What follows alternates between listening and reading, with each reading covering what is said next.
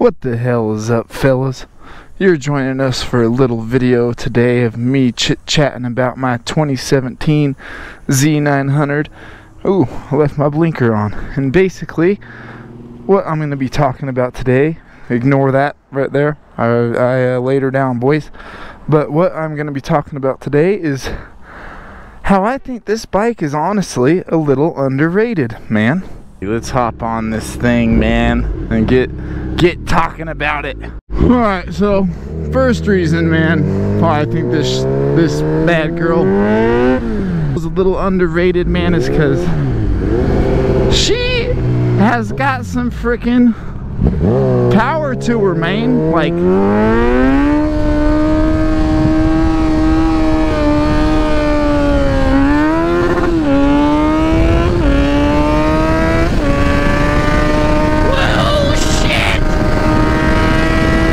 whoa! You know, she is not a slow bike, man.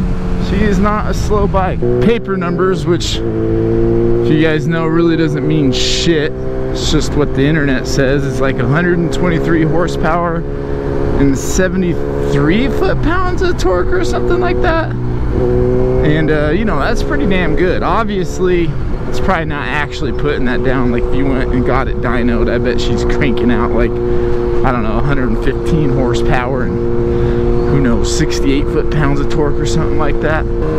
Obviously, it's not like a 1000cc super sport, but for a naked street bike, it is not slow. I've hit 160 on this bike before with perfect conditions. All right, you're not going to go doing 160 all the time, but I will say, man, flat road with no wind, 155 easily all day long. And I'm a heavy guy, you know, I'm 210-ish pounds, and with all my gear and shit on me, I'm probably 220, 225, and a bunch of wind resistance. And so if you're lighter than me, man, you'll probably be flying on this thing. So that's basically my first reason right there. I mean, it really does not lack that much in the torque department, man. It still has loads, you know, of torque. Like that sixth gear there, it still just pulls pretty well. And top end, man, this thing just rips. Like once you get over 7,000 RPM or something like that, you are freaking ripping. And now reason number two, I think it's honestly pretty comfortable. I've been reading online that people are like, oh, it's not comfortable, you're crouched over. I'm straight up and down, man. My knees are bent a little bit more than some of the other nakeds, but with a little bit more aggressive stance also comes a lot more, you know, turning performance and capability. Just the overall performance of this bike, like in the canyons and in the turns, is quite a ways ahead of some of the other naked street bikes. But yeah, she's got a 41mm telescopic inverted fork in the front with, I want to say, 4.7 inches of travel or some shit like that. But what's nice about it, you get full adjustability, man. You get full adjustability, and compared to like my FZ, I definitely think it came with a stiffer spring just from the freaking factory, man. I would have to look up exactly, but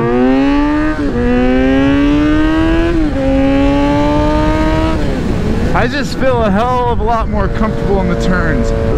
And in the rear of this puppy, you got a horizontal, back link shock with 5.5 inches of travel. And I believe it only has preload adjustment. So, could be better, but hey, for the price, it's not bad. And like I said, I definitely think it's just set up decent from the factory. Like, you don't have to go around fucking with your suspension. I mean, unless you're like a hardcore track guy or something, then maybe, but for the average Joe who's going to the canyons doing some turns, man, I don't really think you have to do too much.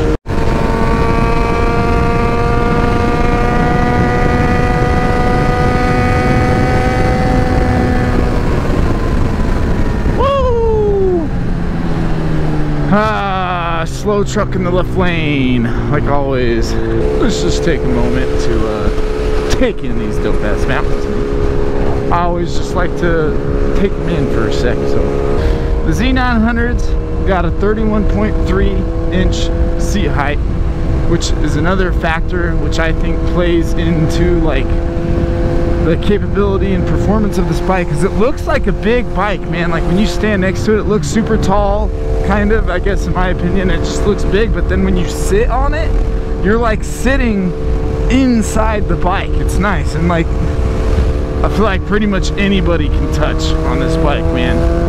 My last thing to wrap up point 2 with like handleability, capability, turnability, is that it does come with a slipper clutch, which at first, I'm not gonna lie, because I like doing wheelies and whatnot, I was a little skeptical about, but I will say I really do think it helps with like hard downshifts. Man, I keep trying to shift out of 6. I really do think it helps with like hard downshifts. It helps your rear wheel not lock up. I also think I can get off the line fast as fuck on this bike. The clutch is so light, it's ridiculous. I actually really, the slipper clutch has grown on me a lot, and I can still get 2nd, 3rd gear wheelies up. I do think though it does hinder getting higher speed wheelies up for sure, compared to like my z900. Like that thing would just pop right up. Part of that could be the torque delivery and the weight.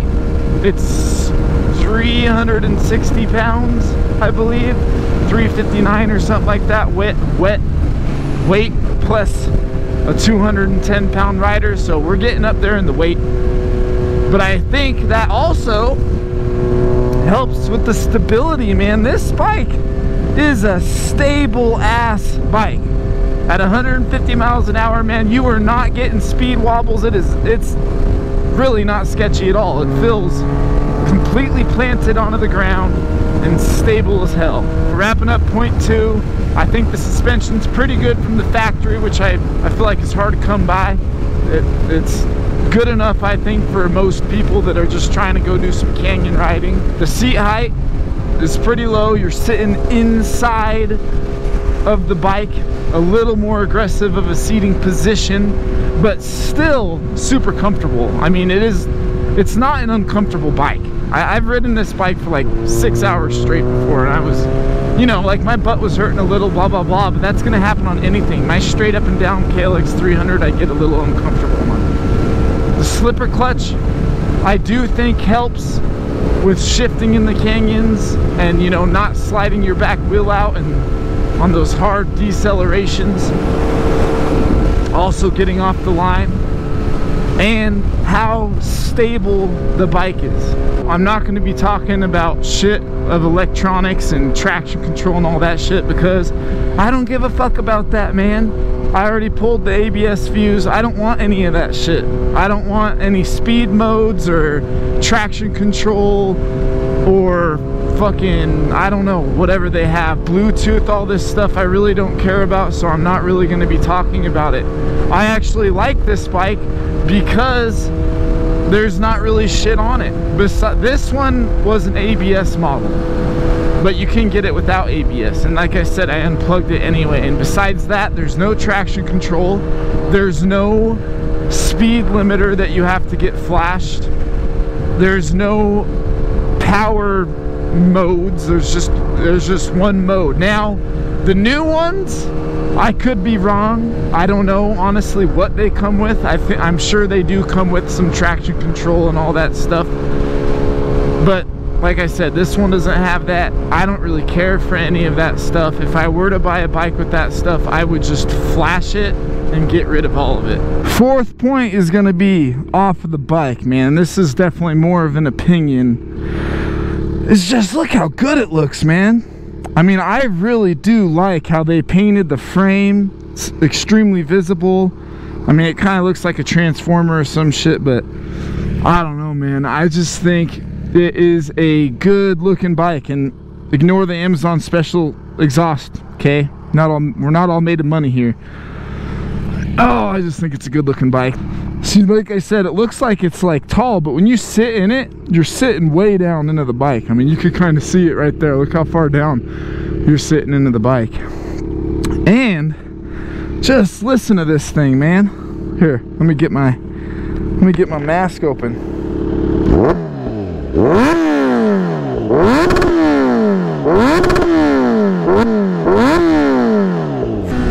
What's up?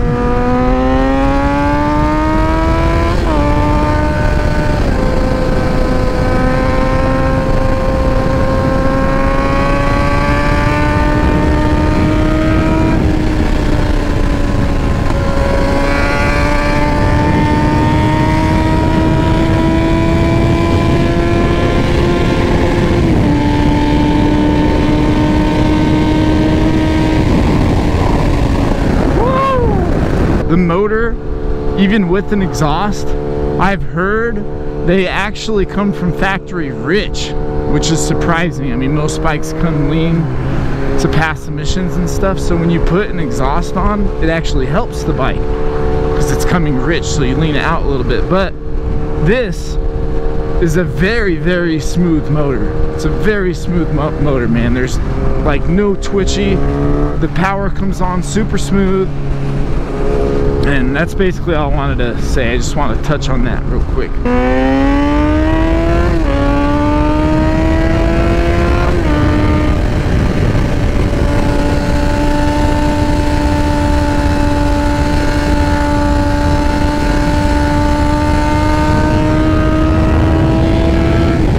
Woohoo!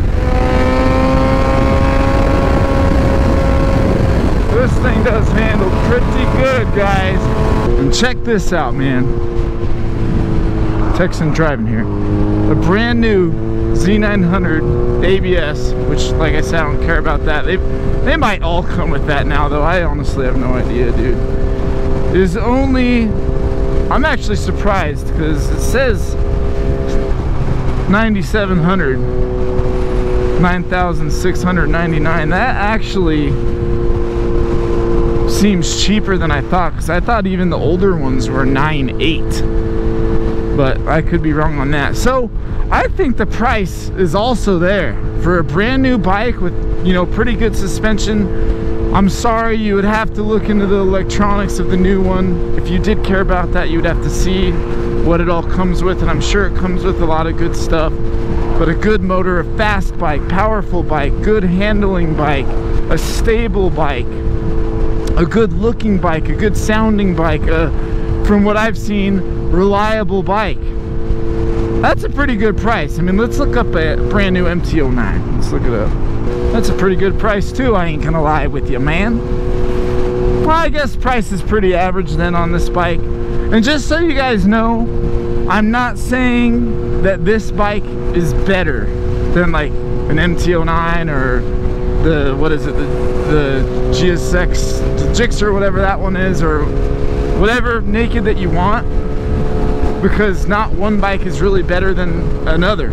It's just riding style, preference, whatever you're looking for, blah blah blah, is going to be the better bike.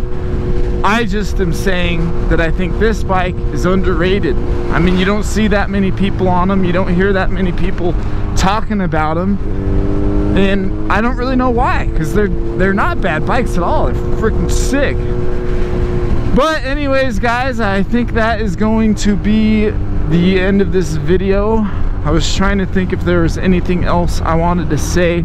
There's definitely some negatives which I could make a video about that I don't like about this bike. I'm not gonna put that in this video though. That'll be a separate video. But like and subscribe if you enjoyed this video, or if it helped you decide if you want one, or just if you freaking want to, man. And if you don't want to, then don't. But yep, that's gonna be it, and we will see you next time.